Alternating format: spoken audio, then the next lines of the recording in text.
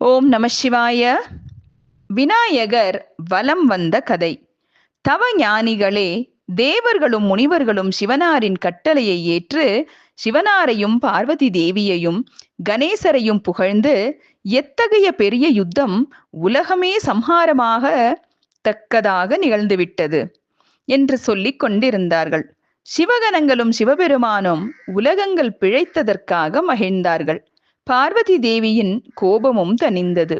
மகாவிஷ்ணுவும் பிரம்மதேவரும் சிவபெருமானிடம் விடைபெற்று தத்தமது உலகை அடைந்தார்கள்.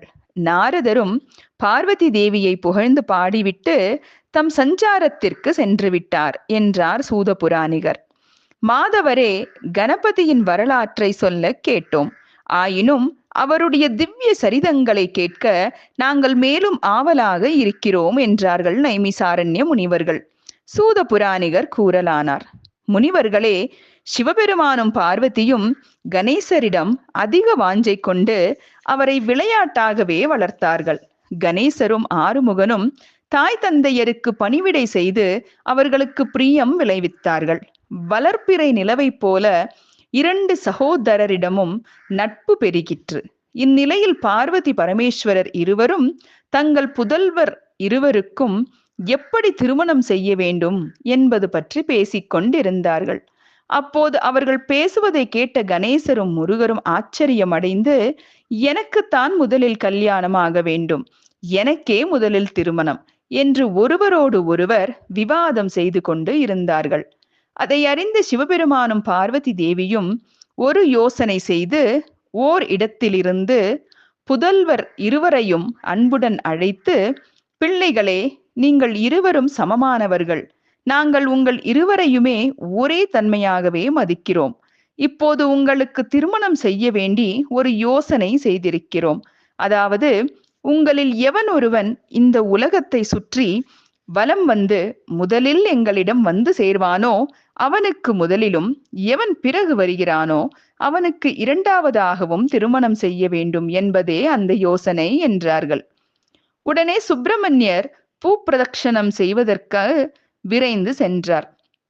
தொந்தி பிள்ளையாரான கணபதியோ நாம் எவ்வாறு பூவுலகை சுற்றுவோம் என்று யோசித்தார். பிறகு முறைப்படி நீராடி தாய் தந்தையரிடம் வந்து நின்றார். நீங்கள் இருவரும் சிறிது நேரம் சிங்காதனத்தில் இருக்க வேண்டும் என்று பிரார்த்தித்து அவர்களுக்கு ஆசனம் அளிக்க அவர்கள் இருவரும் அவ்வாறே அமர்ந்தார்கள். பிறகு கணேசர் அவர்கள் இருவரையும் பார்த்து, நான் உங்களை பூஜிக்க வேண்டும் என்று கூறி அவர்களை அமைதியாக உட்கார வைத்து அம்மையப்பராகிய அவர்கள் இருவரையும் ஷோடசோபசாரத்துடன் பூஜை செய்து 7 முறை அவர்களை சுற்றி வலம் வந்து கை குவித்து அவர்கள் எதிரே நின்று, நான் சொல்லும் விஷயத்தை கேட்டு சீக்கிரம் எனக்கு திருமணம் செய்விக்க வேண்டும் என்றார். நீ விரைவில் உலகத்தை வலம் வா, சுப்பிரமணியன் அதற்காகவே போயிருக்கிறான். நீயும் சென்று பூ பிரதட்சணம் செய்து முன்னே வந்தால் உனக்கே விரைவில் மனம் செய்வோம் என்றார்கள் பெற்றோர்கள். நான் பூமியை 7 பிரதட்சணம் செய்து வந்திருக்க என்னை மறுபடியும் போகச் சொல்லலாமா என்று கேட்டார் பிள்ளையார். அக்கேள்வியை வியந்த உமா மகேஸ்வரர், நீ எப்பொழுது பூமியை வலம் வந்தாய் என்று கேட்டார்கள். அதற்கு அவர், நான் உங்கள் இருவரையும் பூஜித்து 7 முறைகள் பிரதட்சணம் செய்தது பிரதட்சணம் அல்லவா?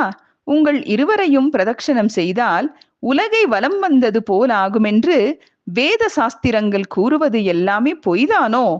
உலகத்தில் தாய் தந்தையரை பூஜித்தும் பிரதட்சணம் செய்தால் பூப்பிரதட்சண பலன் கிடைக்கும்.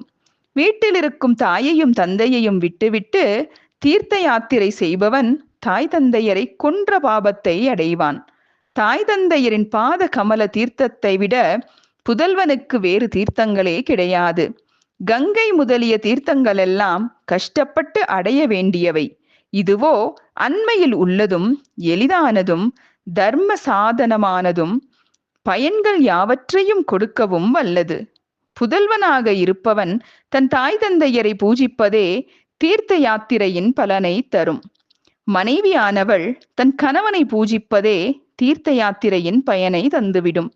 இவ்வாறு திருமறை நூல்களில் கூறப்பட்டுள்ளது. நீங்கள் இதை பொய்யாக்குவதனால் உங்கள் ஸ்வரூபமும் அசத்தியமேயாம். வேதங்களும் பொய். ஆகையால் நான் பூப்பிரதட்சணம் 7 முறைகள் செய்தது நிச்சயமும் சத்தியமும் ஆகும். ஆகவே வேத சாஸ்திரங்களை மெய்யென்றோ பொய்யென்றோ ஆக்குங்கள். அது உங்கள் விருப்பத்தை பொறுத்தது என்றார் விநாயகர் வினயமாக.